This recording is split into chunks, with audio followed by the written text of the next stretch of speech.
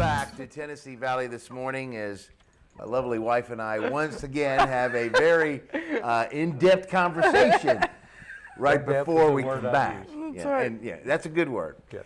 We are joined now by Ron Moore, of course, our resident historian that comes in every Wednesday and tells us some interesting facts about the Bradley, Cleveland, and surrounding area, not just Bradley, Cleveland.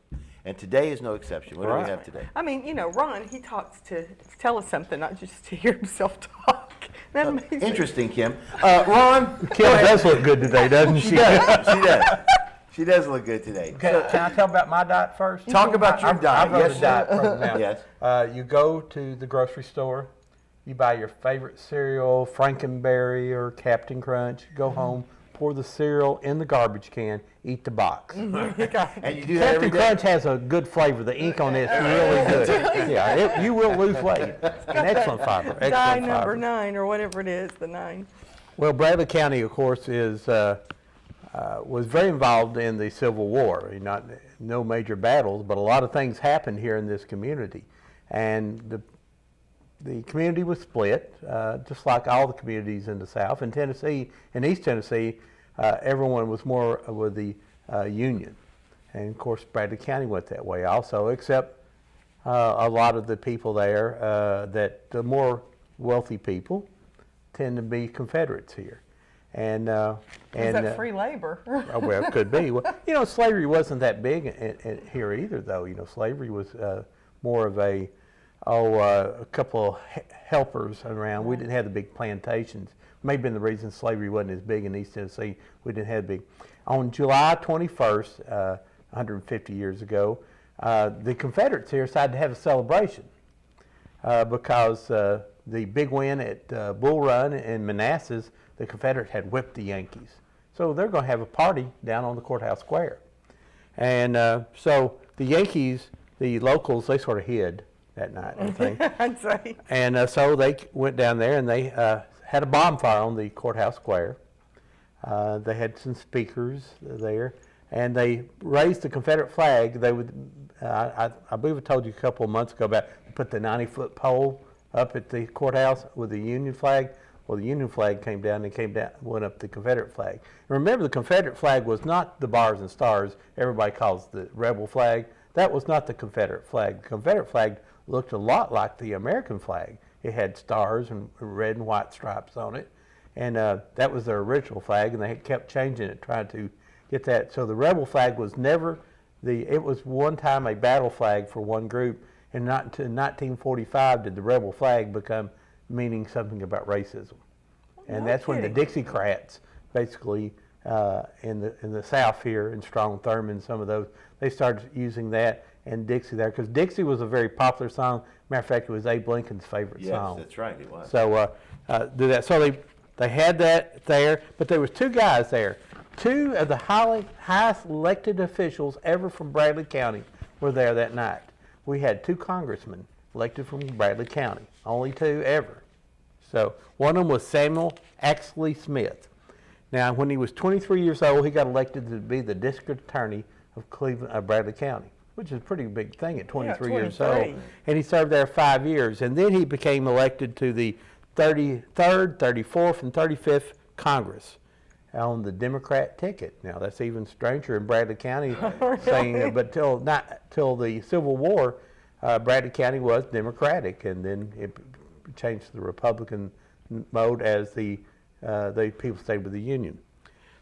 He was a loyal Southerner, and he became the collector of arms for the Confederate States. Now, I'm not sure what the collector of arms does, but it sounds important. Right, yeah. He was for the whole Confederate States, so this was a pretty impressive guy. He got scared here in Bradley County, and he ran off to hid out in Ad Springs, down towards Bonerges, and he fell off his mule and died. That was his end of his career. I'm not laughing. But now he married a McCarty, and the McCarty Cemetery is up right past Walker Valley School. There in McCarty, all through that Walker Valley area, there was a big prominent family there, and she was his second wife was Mrs. John Henderson, the widow of Colonel Henderson. So a lot of involvement in the Confederacy. He's reported buried on the little small cemetery out near Easley Ford if you know where Bonerges is, and you go across there and they're easily forward. That big farm there, which is the Davis farm, Sheriff Bill Davis lives there still 100 years later. He's not been there that long, but his family's been there. Right. Bill's not that old yet. He looks old, but he's not got there yet. But Bill, Apologies, there, Bill. so there, he's buried right there. The other guy is William Henry Tibbs. He married a lady named Silena Augusta Hardwick. Aha. Oh, Hardwick.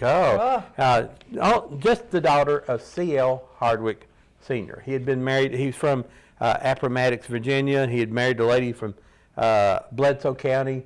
She died, and then he found this woman in Cleveland. You know, women brings a lot of people to a lot of places. Oh, yeah. So he came here, and he became a congressman. A senator, but not in the United States. He was a senator of the Confederate States of America, and he represented all of East Tennessee. He finally sort of got ran out of this area too, and he lived in what's known as the Van House, the Cherokee Indian House. You go down Spring Place Road all the way into Georgia. Well, he actually lived in the Van House because, of course, the Van House, the Indians had been removed, about 30 years before that. So he lived in that mansion there, and then he moved on into Dalton. And there's the Tibbs Hotel down there. It was the National Hotel, then became the Dalton Hotel. That was from his family. There's still a lot of things named down there in that area. There's the Tibb Memorial Bridge that goes across the Conasauga River. It's been rebuilt about 7 or 8 times. And he's buried down in West Hill Cemetery in Dalton, Georgia. So the 2 most highly elected people from Bradley County spoke on July 21st, 1961 here in downtown Cleveland. So pretty impressive. 1861, yes. 150 years ago. Math, yeah. That's math, yeah. But, really and truly, we just celebrated that anniversary just a few days ago. Yes, we did. We actually had a reenactment. The bonfire was a little smaller. We brought in a big pot and put some wood logs in it. One of those little portable fireplaces. But we had people in period dress there. Had a bugler. It was a great activity, and for the next 4 years, we're going to have activities in Bradley County. I think our next one is in November when we burn the bridge at Charleston. Yeah. I'm not sure how we're going to react. I'm not sure how the reenactment actually is going to go there yet, but it may be a symbolic burning. We probably need to let viewers know that want to maybe be out there during that it is a symbolic. We're not actually going to burn. Actually burn the bridge. Of course, the bridge at Charleston got burned many times because, as Lincoln said, the railroad in Bradley County was a key to winning the war, and so the Confederates burned it. Then the Unions burned it. Of course, who they thought was coming through next. So, not a lot of planning ahead. If they burn it, then we can't use it. So let's get across it first, then burn it. Then how do we get back? I don't know. We'll think of that later. We'll just build it again. And you got to remember, there's only one bridge there. There wasn't the 3 or 4 bridges down through there at that time. And back in that day, let's be fair, they weren't burning concrete. Right. So, it was easily burned. Right. Today it would be a little bit more difficult. So great celebrations, and this area, we were talking to, we had this antique roadshow came through, and we did a little infomercial with them, and they were here for a while at the Fairfield Inn for a few days. And people were coming by with different things that they were giving you estimates on what it was worth. And a big thing that they're interested in, they told me, was Civil War memorabilia. And I says, folks, you are in probably the best place in the world, or in the country, for Civil War memorabilia, because you can still, to this day, if I'm not mistaken, I think Debbie told us this, you could take metal detectors, and folks have done that, and still find buttons from jackets and Fort Hill Cemetery, different areas that you could go. Blue Springs School. Yeah. That whole ridge was a big campground, and we have actually pictures of the camps there, and you can still go today and find bullets down through there. And up on the Blue Springs Church Ridge, if you can climb that ridge, they're actually the fire pits, where they actually lined up to watch the roads coming through. You can still find that, and I've actually been out and done that. Now, what you will find is only Union stuff. There are very few Confederate buttons, because you have to remember, because we were a militia. Right. Most of our fighters did not have uniforms. Yeah. Only the bigger companies and things like that. So if you find a Confederate button or a Confederate, Sounds a lot that's of what money. money. And there's a gentleman here in town, David Cook, who is an absolute expert on there. You need to get him on the show sometime. I do. He is, he probably has 80,000 pieces that he's dug up around here in the Wow, South. No kidding. He probably has the biggest collection of anybody Really? ever seen. What I'm interested to know, who decided like the colors of the uniforms? Like the Unions were blue and the Confederate was gray. What if the Confederates said, we want blue uniforms? Well, One of them were fighting words. Well, maybe. the Union was They were fighting words. the Union was already blue, so that was taken. But if you look back at the flag, if you actually see the first Confederate flag, you would be thinking, well, that's the American flag, because it was just a circle with stars in it and only a few red and white stripes. Very similar. Like I say, it wasn't the rebel flag that everybody thinks that was not even used by the Confederate thing. They used it as a battle flag one time, but it's just there. But and I don't know who chose gray, but blue was already taken. Right.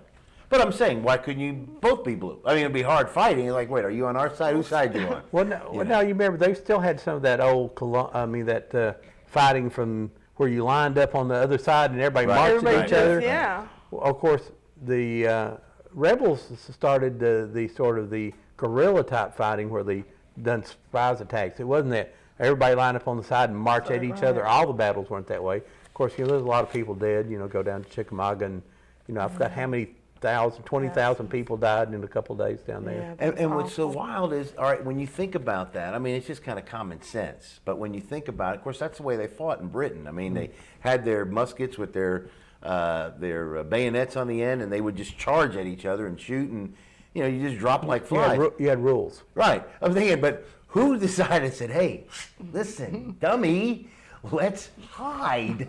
Let's don't just charge at them. Let's hide, and we'll shoot them when they come this way. It's a good Southern boy decided That's what that. I'm saying. So I had to I sit mean, there and I'm, think, we'll I'm hide in the thinking bush. if it was That's me, part- I would have thought that. I would have thought, I'm not Part smart going and over part there. scared. Well, If I hide behind a tree, I got a good place to shoot, and it's harder to hit me. well, that's just, but it's so interesting because, of course, and you think about it, I've always, and this is kind of a weird thought, but I thought, what if those soldiers that fought in the Civil War were able for just a day or two to just pop back in existence right now, right today, and see what America is like now, and think, we were just fighting for the rights of the South, and we're fighting for the rights with the North, and now look at this. Everybody's one? You mean everybody's one nation under God, indivisible, with liberty and justice for all? There are 7 California counties now that are talking about seceding from the nation. I said, Really? We've tried that once in America. Yeah, It let's didn't say work. that. You know what killed the most people in the Civil War? I hate to say this. What's that? Diarrhea. Ah. Yeah, they just their diets weren't very good, and then they would dehydrate. Yes. So No The supplies kidding. were awful. I Yes. mean, it was just terrible. that's how come we eat conditions. cow peas now, or black-eyed peas.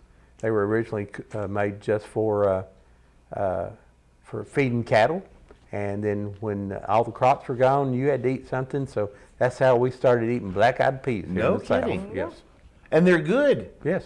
So who knew back then? Nope.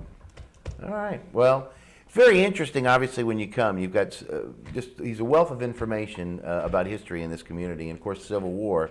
And there's a lot of Civil War buffs out there. I know that you not just collect Civil War memorabilia, but also just do Well, research they on do a all lot the of battles. reenactment. There's all kinds Yeah, of things yeah, going on exactly. in this area. We're pretty big buffs about all Yeah, that. and I think that that's something we don't ever want to forget, because that's what helped to make our country what it is. That's why we're reenacting it several different times. Yeah. during- I'm thinking once in a while it's okay. I mean, you kind of reenact it, but No, now this is the what I things they're doing. They're burning the bridge in right. October. Well, this is another thing that I understood, that the gentlemen that participate in the reenactment, they develop and design and make their own uniforms. Yes. And I guess that there's a lot of work involved in that, a lot of research that has to go in, obviously, and And I would, you know, if you're allowed to make any kind of uniform you want, I would make like a general's uniform. I thought that was coming. You know what I'm saying? I knew that was I wouldn't coming. just be a regular foot Right. soldier's No, of course uniform. not. I mean- I'd want all the bars and all the different, whatever, different hat they may have All the wore. I pomp don't know. and circumstance. Yeah, I mean, and I would be in charge. I'd have to iron it. She'd iron it, but I would be the guy in charge, and I would say, listen, little hint, we're going to hide in the bushes this time around.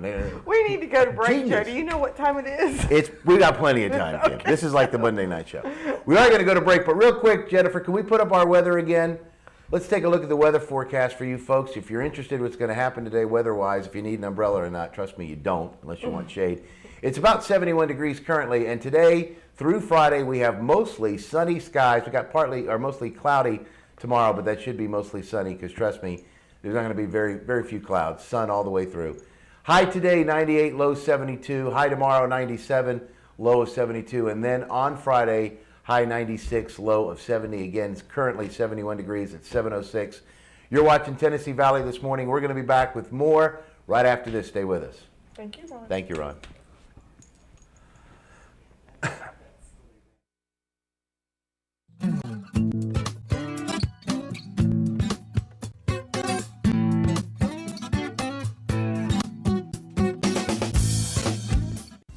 Now's your chance to showcase your small business products or services.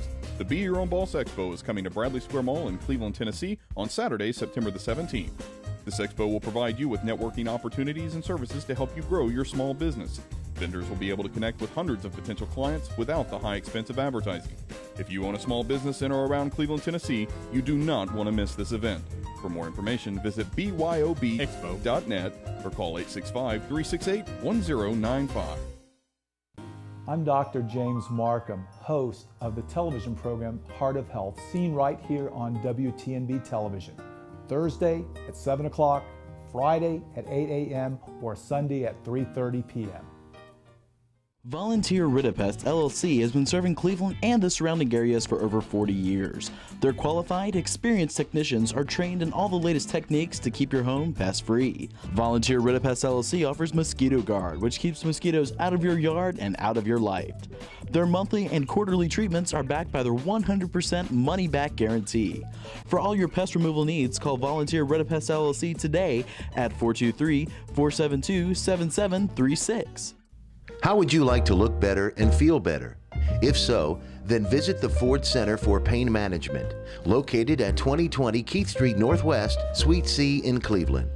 Dr. Dennis Ford is board certified with the American Board of Anti-Aging, the American Board of Pain Management, the American Board of Anesthesiology, and the American Board of Family Physicians. Dr. Ford has been serving Cleveland and the surrounding area since 1984.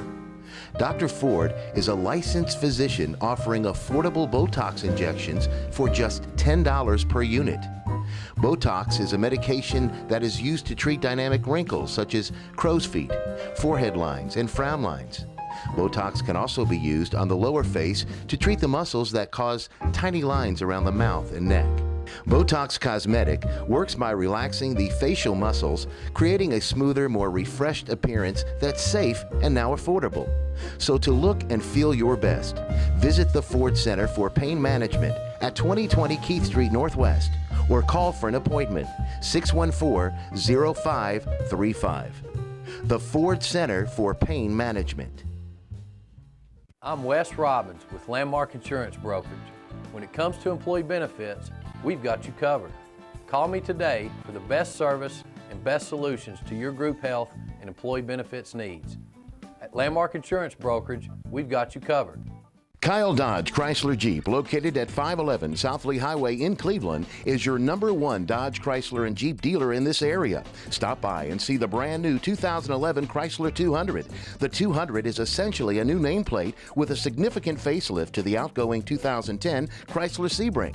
A beautiful vehicle at an unbeatable price. And while you're there, check out the all-new Jeep Grand Cherokee and the newly designed Dodge Durango. Redesigned, revamped, and reinvigorated. Yes, the Dodge Dodge Durango is back, bigger and better than ever. Kyle Dodge Chrysler Jeep offers a complete parts and service department with qualified service technicians to fix and repair your vehicle. So for your next brand new or pre-owned vehicle, make it Kyle Dodge Chrysler Jeep, located at 511 South Lee Highway in Cleveland.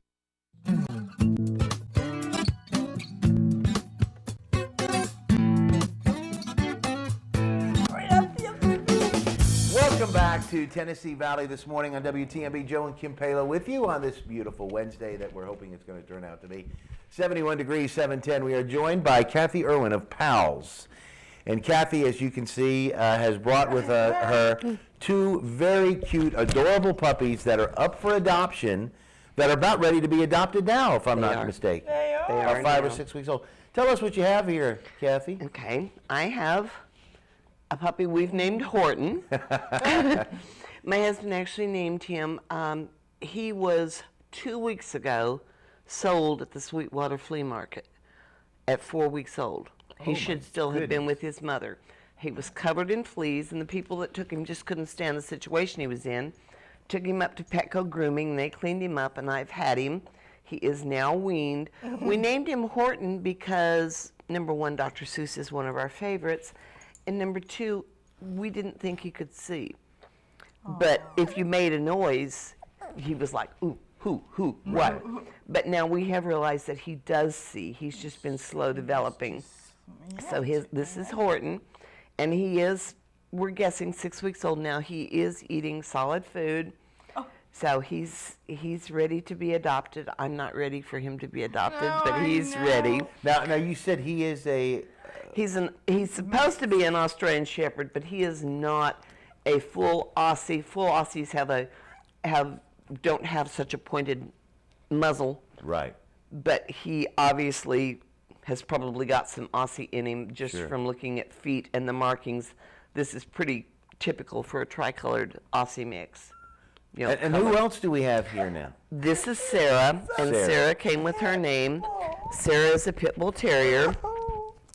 And unfortunately, well, fortunately for us, Sarah was home from college on break, and someone she knew had the puppy, who was then 3 weeks old. And Sarah said, this isn't right. So she took the puppy to her mother and grandmother, who called Stephen Kinder, because they do his puppy playtime class. And Stephen called me and said, we've got a situation. Unfortunately, sometimes take pit bull puppies away from their mother very early so that they can start hand raising them for things other than what is appropriate for a puppy. Well, that's not going to happen to this one. There is no way that's going to happen to this one. No. Right, exactly. Yeah. This is a beautiful pit, you guys. I mean, an absolute. And Yes. she And is you know- precious. She's so sweet.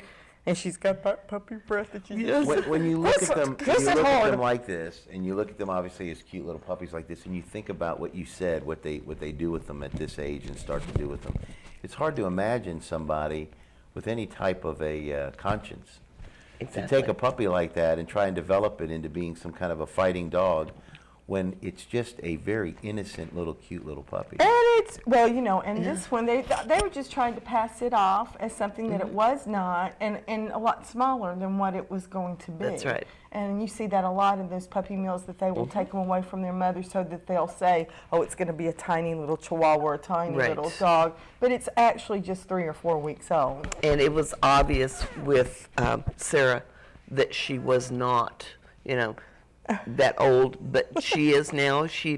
What we did was we put them both on second step Espalac, which is a mother's milk, but they lap it up out of a dish. We did not put either one of them on a bottle.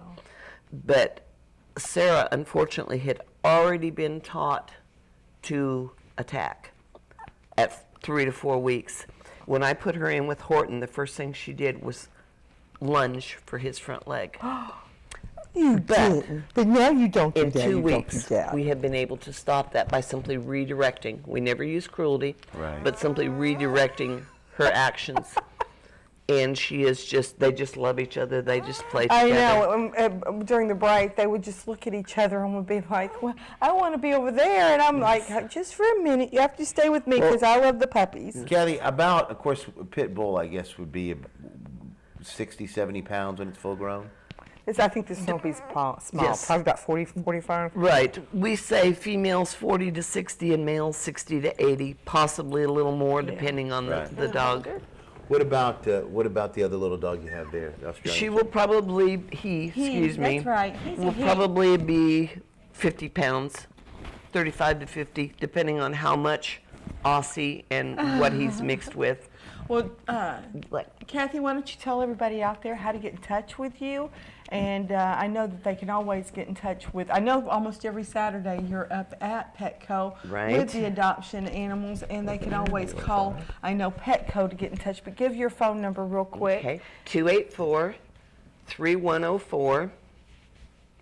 And that's my Kathy. cell phone number. That's right. And you can get in touch with her, but if you don't have a pencil or a paper, you can call Petco and they know exactly how to get in touch with Kathy. Or come up there Saturday. We will be at Petco and on you'll Saturday. be on Saturday. She's there. Everybody, well, We thank will be you there. for coming so much. Thank you for Kathy. having They us. are adorable. They are I am adorable. telling you what, our youngest son would just give he just, that pit is just, the markings are And beautiful. people say, how do you do this? How do you spend so much time doing this? It's so time consuming. You know, you can't take a vacation. Tell me I wouldn't rather have this than a vacation. That's right. Tell me I wouldn't rather have this. Well, guys, we're going to go to break real quick, and we will let be you do back in just a minute with Bryce. Bryce is sitting over the corners from Horns Creek. He's got lots of stuff to tell us about. We'll be back in a minute when you can go home with me.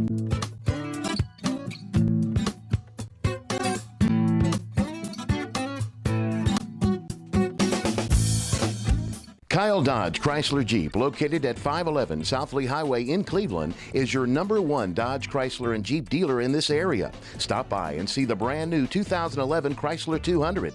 The 200 is essentially a new nameplate with a significant facelift to the outgoing 2010 Chrysler Sebring. A beautiful vehicle at an unbeatable price. And while you're there, check out the all-new Jeep Grand Cherokee and the newly designed Dodge Durango. Redesigned, revamped, and reinvigorated. Yes, the Dodge Durango is back, bigger and better than ever. Kyle Dodge Chrysler Jeep offers a complete parts and service department with qualified service technicians to fix and repair your vehicle. So for your next brand new or pre-owned vehicle, make it Kyle Dodge Chrysler Jeep, located at 511 South Lee Highway in Cleveland. I'm Kathy Guy with Landmark Insurance Brokerage. Call us today for all your personal insurance needs. With 28 years in the insurance business, I have the solutions and pricing you are looking for. At Landmark Insurance Brokerage, we've got you covered. Now's your chance to showcase your small business products or services. The Be Your Own Boss Expo is coming to Bradley Square Mall in Cleveland, Tennessee on Saturday, September the 17th. This expo will provide you with networking opportunities and services to help you grow your small business. Vendors will be able to connect with hundreds of potential clients without the high expense of advertising. If you own a small business in or around Cleveland, Tennessee, you do not want to miss this event. For more information, visit byobexpo.net or call 865-368-1095. I'm Dr. James Markham, host of the television program Heart of Health, seen right here on WTNB television. Thursday at 7 o'clock, Friday at 8 a.m., or Sunday at 3:30 p.m. Volunteer Ridipest LLC has been serving Cleveland and the surrounding areas for over 40 years. Their qualified, experienced technicians are trained in all the latest techniques to keep your home pest-free. Volunteer Ridipest LLC offers Mosquito Guard, which keeps mosquitoes out of your yard and out of your life. Their monthly and quarterly treatments are backed by their 100% money-back guarantee. For all your pest removal needs, call Volunteer Ridipest LLC today at 423-472-7736.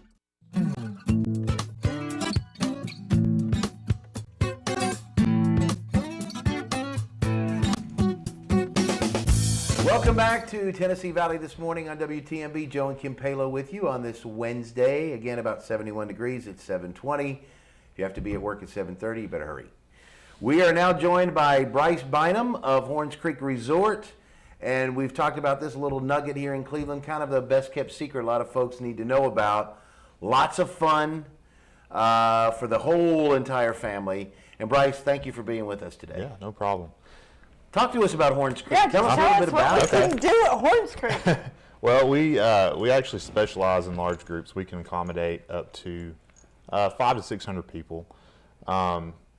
We in the summertime is our busiest season of the year, and probably 99% of the groups that we have are church groups, large church groups.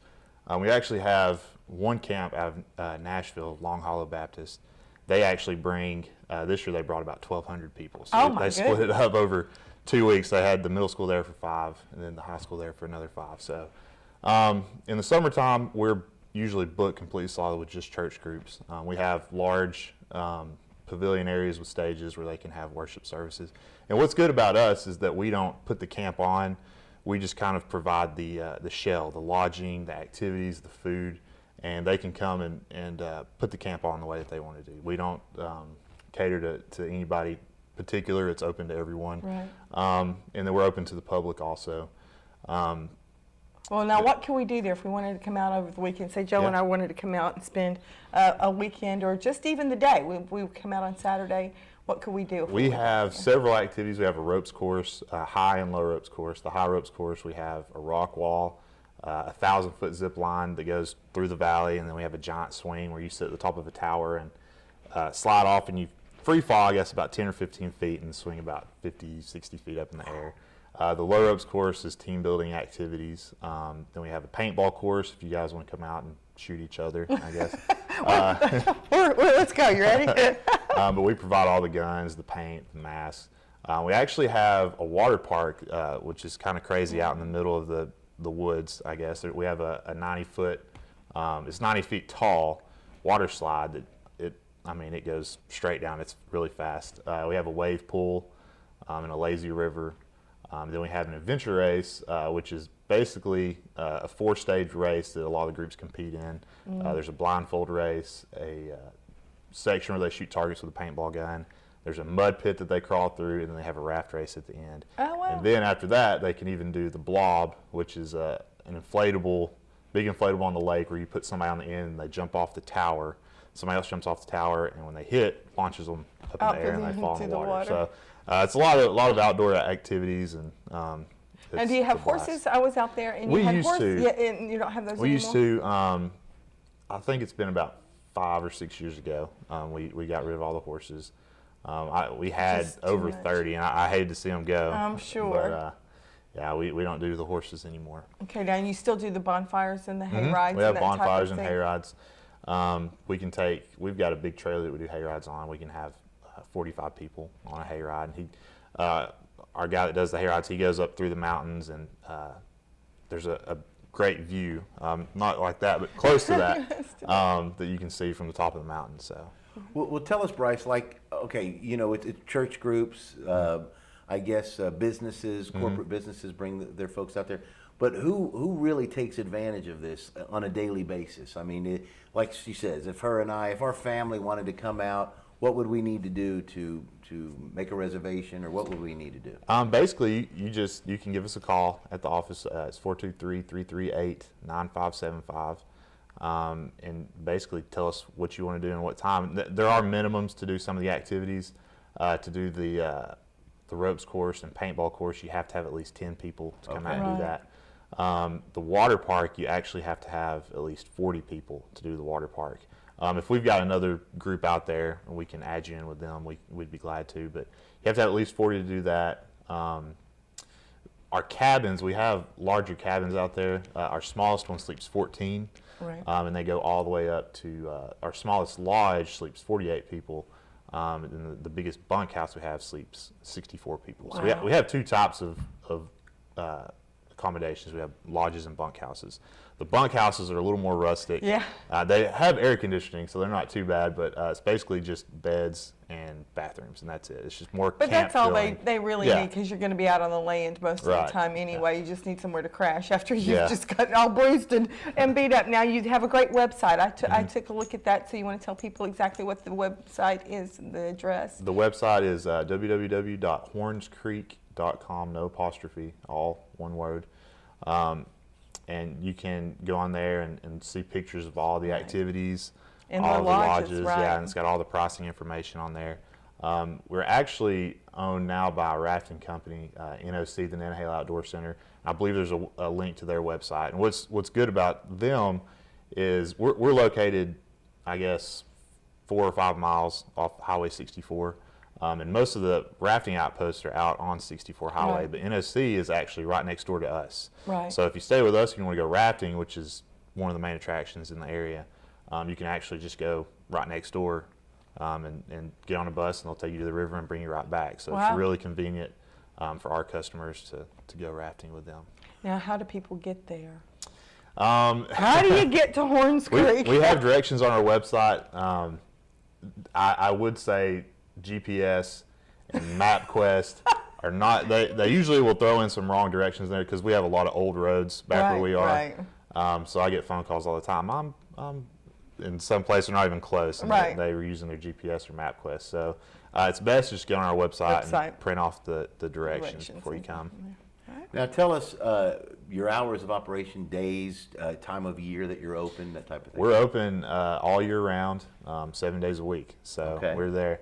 Our office hours are usually from 8 to 5 in the summertime and like 10 to 4 in the off season. We actually have our last big camps of the year on property right now, and they check out right at the beginning of August. And then from August on, we'll just have weekend groups mainly. Right. So we really try to build our off-season business. So this is going to help out a lot. I hope so. And I heard that Sunday lunch out Yeah. there after Yes. school Yes. starts back again, and we've been told that there is an excellent lunch. And I saw yesterday on the website that you've really upped your ante on your kitchen staff there. Since I was there, we cooked our own stuff. Well, we have a full dining facility where we can, at one time, we can probably feed 300-400 people. Right. And in the off season, we're not utilizing all the space. So we actually brought in a new kitchen guy last year, and he's done a great job. For camp, our food, I would say, is way above average. It looks that way. And we have all the space that we don't utilize in the off season. So he had the idea to do like a Sunday buffet, and he did. It was an incredible spread. He had he had the cutting station where he was cutting the carving. Yeah, fried chicken, catfish, mashed potatoes, green beans. So Joe's been on a diet for the past couple months, Yeah. but I'm not, and I'm there. Well, tell us too, Bryce. Now, I guess maybe yearly, quarterly, do you guys develop new, what I want to say, not rides, but new attractions or new things that you all do there? I know you've grown, so. Yeah, we're trying to come up with activities all the time. I actually went to a conference in Chattanooga, and our booth was right next door to a guy that he did frisbee golf, and it's something that's becoming more and more popular. And we actually sit on over 350 acres, so we definitely have the room to add something like that. We talked to a couple of guys that they own a resort pretty similar to ours. It's not as big as ours, up in West Virginia, and they have a bunch of inflatables that they put out on the lake. They have like an iceberg, and they have a zip line that goes across the water. So that might be something in the future that we'd add. We have a 7-acre lake, so we have a lot of space out there as well. What about those hamster balls? Yeah, we were talking about that the other day. That's just caught on like wildfire. Yeah. People are starting to do that. It's wild. And I don't know if I don't know either. But I went out there. I've been out there for a Kim has retreat. told me we need to go to Horns Creek. I know. I went out there the zip for a line. retreat, and we did the high and the low ropes course. And then, like you said, you guys just facilitated us. I mean, we had our own program that we did, and then we bought into what we wanted to that you guys would help us out with. And it was memorable. I mean, I had a really good time. I mean, I've told him, many times, and I'll never forget. It was that when American Idol, when it was Clay Aikman and Ruben, and we were all around the phone because there's not much cell, especially back then, cell coverage, and we were all calling and waiting to see who won that night when Ruben beat Clay Aikman. Right. So that whenever that was when I was out there. But it's beautiful out there. I mean, it was just so nice. You could go on, I think we went on the hay ride, and they built a bonfire for us, and it was just beautiful. I really enjoyed it. You got a great place out there. Now, Can you tell us the groups that you adhere to? I mean, we say families, but civic groups, I know, church groups, corporate groups. I mean, so anybody really that has a group together, whether it be for, I know Kim did it, it was kind of like a team building thing. So you do that type of stuff, but it's also just for folks, church groups, kids to come out and just have fun. Exactly. Right, and then they have all that, so it was great. Thanks for being here. Yes, thank you so Thank much you for for being having here, me. Bryce. And we're going to close our show out today. Remember, have yourself a good Wednesday. We'll be back Friday, Kim and I, We're with Tennessee sorry. Valley this morning. But have yourself a good day, 71 degrees, and we'll see you And Nancy Friday morning. Casey will Nancy be here Casey tomorrow. Thank you, Bryce.